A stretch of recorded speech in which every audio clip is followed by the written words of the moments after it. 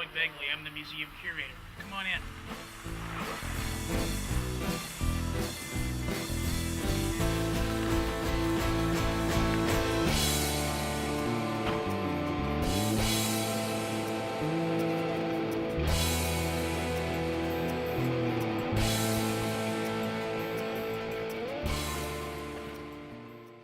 Hello, welcome.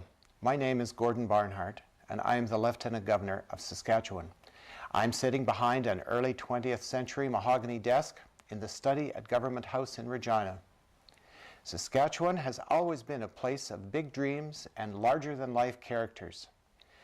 These remarkable people have played out those dreams on a vast prairie canvas. Today, I invite you to enjoy a new television series with the unique name, Yes, Gargoyles Do Live in Saskatchewan. The Architectural Heritage Society of Saskatchewan is the sponsor of this exciting series. Each year, I collaborate with the Society to present awards of excellence in architectural heritage. This series furthers the goals of the awards to stimulate interest in our history, to preserve meaningful places, and to educate our citizens. This series will take you to Saskatchewan cities, towns, villages, and the surrounding countryside.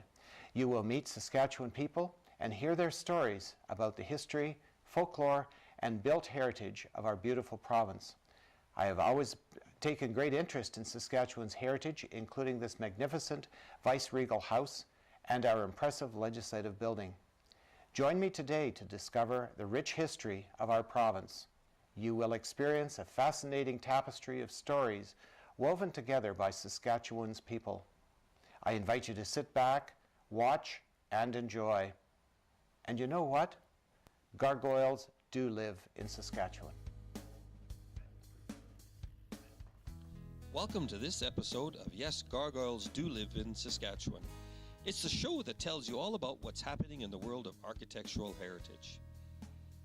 Come with us to Moose Jaw as we hear about a community's plans for a new River Street development project.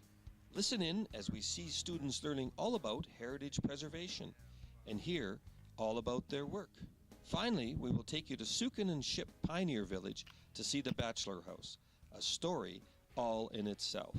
Stay with us, you won't want to miss this show.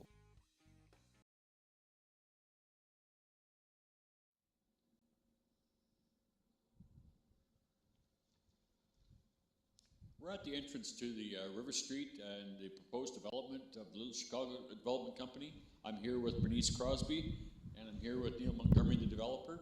We're going to talk today about a very exciting new project coming to Moose Jaw by the Little Chicago Development Company called the River Street Development. It's probably the biggest development that's occurred in Moose Jaw, certainly River Street, since it was originally constructed a few times over at the beginning of the last century. And from a heritage point of view, this is probably the best thing that could have possibly happened to the city of Moose Jaw and to anyone who's interested in our past heritage and built heritage. We have Neil Montgomery with us today. He's the developer of the Little Chicago Development Company. And we have Garth Ratty, who's the architect that's working on the plans for River Street. Thank you, Brian. I guess first off, thank you for the opportunity to more or less show you what we're going to be doing in and around River Street. River Street maybe looks like it's been a little bit of a sham for a development by developing, and we end up tearing down all the buildings. Believe me, the buildings we would have loved to save if we could have. That was not in the cards. But what we are saving is the history and the heritage of what actually took place and what is going to take place on the River Street project. With having the Heritage Foundation and the Heritage people more or less encouraging us to carry on with this, we're not going to set up some buildings and malls and that type of thing.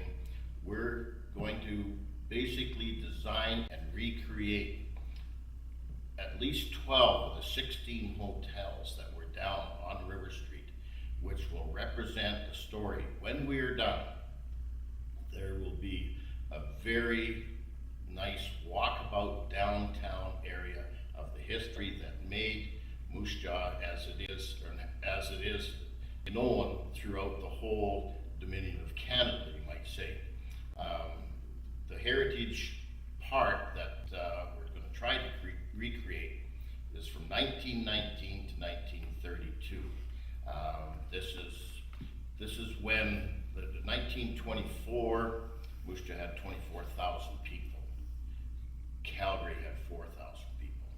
We had the land barons. We had the CPR. The CPR played a very, very big part in all of the beginning of Saskatchewan and Western Canada. So you had the bankers, architects, engineers. So we're going to pay quite a tribute to the CPR people, and through all the type of dining and large hotels. In Moose Jaw, there was absolutely, till 1932, there was no beer parlor on River Street. These were dining rooms, the finest in all of Canada. So there's where we're going to start, and probably try to do this. With Garth Fatigue, our technologist, he's going to try to fold in the architectural design. We're going to have to miniaturize a few little things with the Empress Hotel, which had a very big bold front on it. The Cecil, that he's going to have to create this with a pencil and shrink this down to where we can put it on the front and tell the story of what each hotel represented and how they were represented back in the 1920s up to 1929, which then was the crash. It's a concept that was developed by some architects in Calgary, and they did a very good job of it. Their concepts were well done. They didn't quite get the reproduction that Todd and Neil felt was justified for the existing building. That's this building here? That's correct, yes. We are taking their recommendations with some of the arches on the side. We're going to replace all the windows.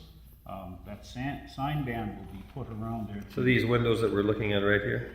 Yes, those there. And that parapet is showing the way it was revamped in the 20s when F.W. Woolworth moved into that building. So it's going to be the entry to Little Chicago, and these will portray what you're going to see as you walk down the street. It's a introduction to that. So I feel that it'll be a centerpiece. Let's have a look at the rest of the plan there. Let's go further down the street as you move along. They just come with a concept and throwing in some buildings and things, some facades for the old city hotel and the various hotels that go down that street will be there. This particular drawing is recent enough, so it would have included the multiplex site just on the west side of First Avenue. And this is a very general, basic concept of what the layout would be like. This is the building we're in right now, and this would be the proposed bank building, the recreation of the CIBC building, which is still up there on High Street. The new one is. The original will show more of the columns and the facade the way it was prior to the original one being demolished. That's what I'm trying to say. So Neil was talking about an auditorium in here. We're going to have an indoor auditorium in that bank building in the basement.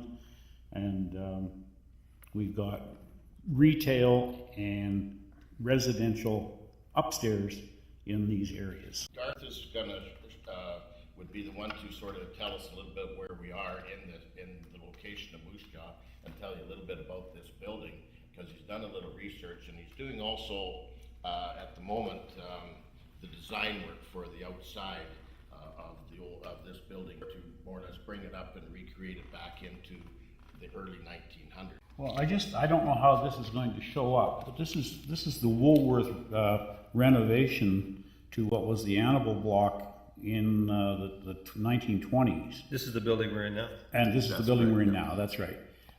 They actually removed some parapet. I got another picture here that shows it the way it was originally.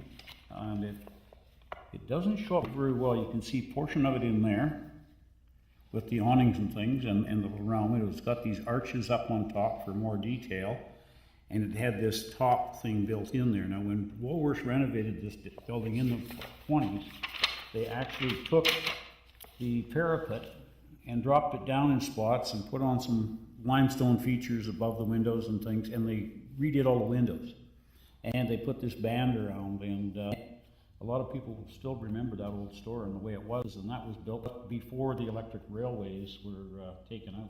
This was the handout that we had in the bus and up through the north end at the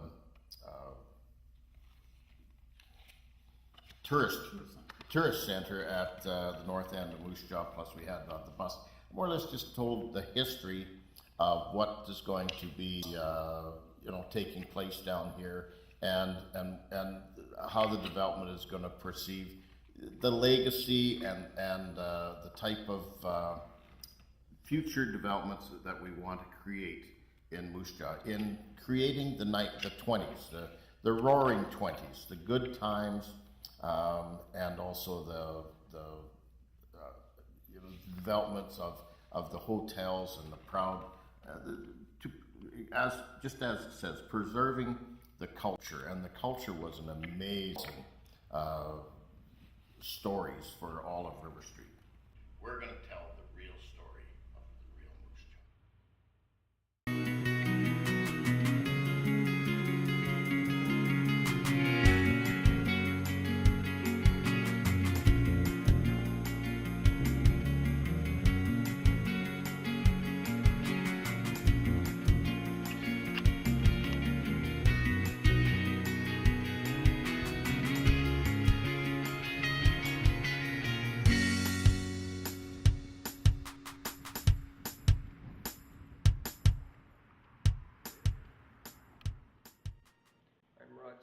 I'm the head of the Architectural Technologies program at SIAS. We have two programs. We have a 3-year technology diploma program, and we also have an applied certificate in architectural heritage. Both of our programs include a big component of building renovation, and a lot of our students graduate, go into the industry, and about 50% of the building work in Saskatchewan is renovation, restoration, and heritage buildings. So this is a very big, important part of the Saskatchewan economy.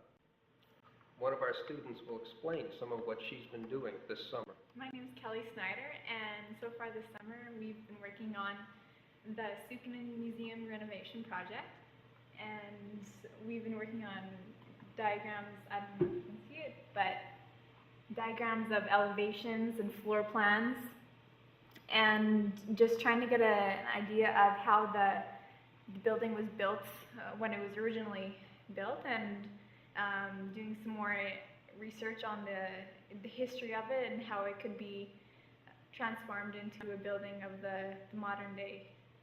Is this a building that's already that exists, or is this something new? It's an existing building. It was built in the early 1900s, and we are just looking at how it exists now and the changes from the past to the present. What is the building that you're looking at there? The Sukunin Museum, just outside of Moose Jaw, Saskatchewan. Oh. We have two technology programs here at SIAS. One is Architectural and Building Technologies, the other Architectural and Interior Technologies, and each group of students takes a different emphasis when looking at this building. One group is concerned about looking at renovating the interior so that it meets some sort of original style while meeting modern building codes, and the other. These are some interior elevations. They show each room and how each of the rooms have different accessories to them, I guess. The trim, the molding, the baseboards, where each of the electrical and heating accessories are. And I guess it just allows us to picture and visualize better the interior of the house. These are some plans, and they just allow you to see, as the building is built, what dimensions have changed as opposed to what the blueprints were originally. This is our summer semester, the one that works in the renovation. We have 28 students. They are, again, diploma students. They're in the 4th semester of their 5-semester program. And